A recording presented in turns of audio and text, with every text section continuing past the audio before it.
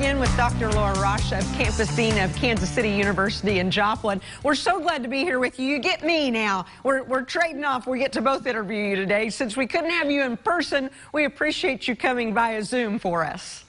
Oh, I love being here. Thank you so much for sharing with everyone that's watching the show the importance of screening tests, and we're doing something really good to help people. Yes, so great. This keeps people abreast of what they need to know. Now, you and Gary talked about heart health and those type of screenings. You want to talk about 3 more with me.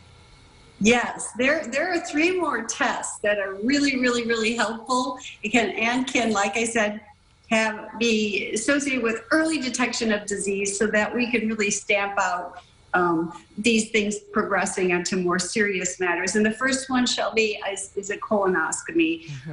It is such an important screening test, particularly for individuals that may have a family history of colon cancers or colon malignancy. In fact, a lot of my friends who are gastroenterologists who perform these tests get frustrated because really, if you can get access to a colonoscopy, nobody should be dying from colon cancer. It's one of those tests that you start doing and screen for, and they can detect things early and they can be removed and you can live a full, happy life. So colonoscopies are really important. I know it sounds so unpleasant, doesn't it? It does. But I'll tell you, if you do your prep right, you get in there, you get with a doctor that knows what they're doing, can help guide you through.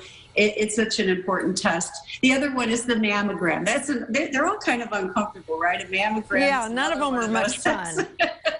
Not fun to go to, but the downside is not having it done and being more at risk for the development of breast cancer. So we do know mammograms can detect breast cancer in women and also in men. Some men that might have a family history or risk for it need to start these types of screenings. Usually they start at the age of 40, and they're also linked with doing the self-breast exams. And these are really important tests that we have now that are able to detect malignancies and cancers early. And the last would be the prostatic specific antigen, and that is done in order to detect the men who are at risk for prostate cancer. And generally the screening started around the age of 55.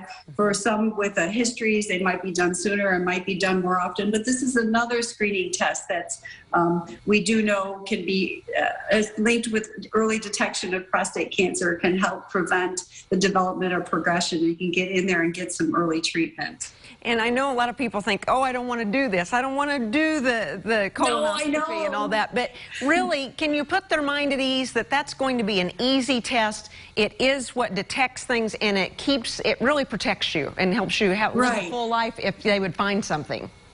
Right. A trick one of the nurses told me, and I did it. She said, just drink clear liquids the day before. Okay. All clear liquids, everything clear. Then you start the prep. So there wasn't a lot in the colon if you started that day before. And it helps clean everything out. And then they give you some medicine in your vein, right? So you kind of go to sleep and then you wake up and you're like, oh, it's done already. So.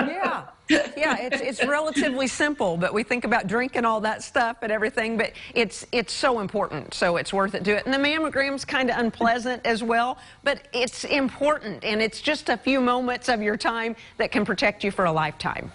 Exactly. Well said, Shelby. I agree. Thank you.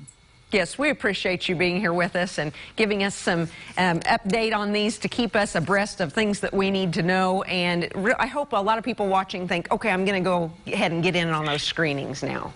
I do too, because these are ways that we could really prevent progression of some serious diseases, nip them in the bud, and contribute to a good, longer quality, healthy life. And if you have access to them, please go do them. Yes, please do that. Thanks so much for being with us, Dr. Rush. We love having you. Oh, you're welcome. We'll see you in studio next time. Yes, ma'am. Thanks so much. See you later, stay guys. with us because we have more Living Well coming up after the break.